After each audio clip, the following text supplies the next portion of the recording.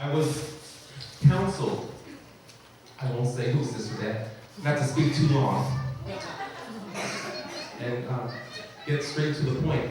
But what happened is that Sister Beth started an outreach ministry. She invited my father and I to play music, and of course that is my weak spot. And I told her this yesterday. I want to thank everyone who was there. Royal was there, Nourish was there.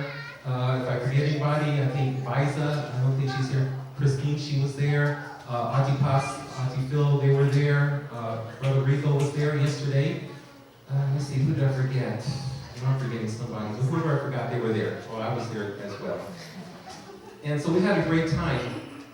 And in fact, the kids were there too. You guys brought, the mothers brought their kids, and I think it was Rogan and Kaylee. As they first entered the door, they just ran through the church.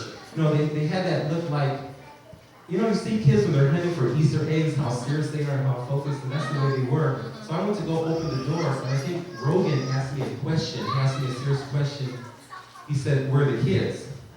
And I looked at him, and of course he caught me off guard. I didn't know what to tell him, so I just said, "Go ask your mother." But then he raised the question to the next level. He asked, "Where are the big kids?" And I looked at him, I said, "Well, hey, you know," I said, "Well, I'm a big kid, but I don't think I counted." So they were there looking for the big kids, and the big kids were not there, but they had fun anyway. But giving my testimony and sticking to the point is that, and I told this yesterday, I don't think Sister Beth was the first time she heard this, but I wasn't planning to stay as long as I did. I think it was, 3 years now that we've been doing the program? Has it been that long? Okay, around 3 years. But as it kept going, and then she asked for a commitment, and that's when I prayed about it. And I asked the Lord, "Is this what you want me to do?" And the Lord said, "Yes, go ahead and help." So the benefits to me, what happened is that, as I said this yesterday, was that she tapped into, I would say, other talents that I was not using here at Vessels. You guys just see me over there in the corner trying to keep a low profile. And it was an opportunity for me to share other things that the Lord has given me. I guess what I'm saying here, you guys, is that it's really good to grow in the Lord. It's really an opportunity to have God share with you what He wants you to do in His life. What I'm saying here, if you have any desires in your heart, if there's something the Lord is putting there, look into it, pray about it. And like I said yesterday, if you do have that desire, even if you're not sure that this is something you want to do to get into the outreach program, try it out for at least 6 months. Give a commitment for 6 months and just see if this is where the Lord is leading you. Because again, as I always say, we are an extension of God. And again, as I always say, wherever you go, God goes with you. And there's many times that we are here ministering to each other, but there are people out there who are really in the need of the Lord. And God can use you in this manner. And it's really a fulfilling way to serve the Lord. I just want to say one thing. It was Sister Emma, and she was one of the, patients at Norwalk. Norwalk is the one we go on Sunday. So when you guys see escaping on Sundays, once a month, it's not that we're trying to run from you, it's that we have to rush out there because we're sort of late, we have to leave traffic.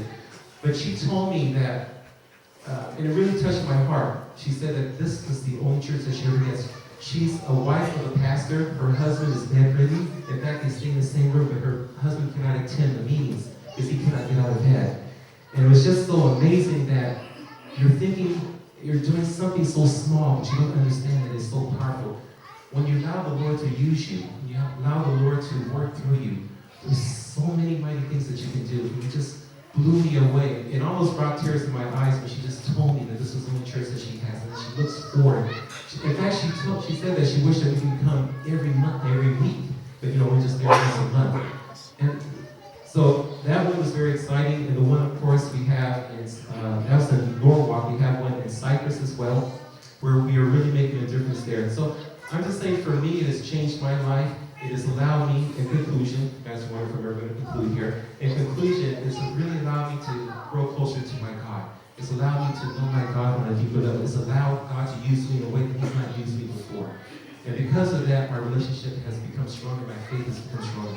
My joy, my happiness has really increased. So again, in conclusion, I just want to say is that if this is something the Lord has put on your heart, pray about it. And I just want to say, don't do it because out of guilt. Don't do it because you're being pressured, because that's the wrong motivation. Do it because this is where the Lord is calling you. Do it because this is what the Lord has put in your heart. And again, if you're not sure, if it's just something you want to try, again, try for 6 months. So that's what it's done for me. Thank you.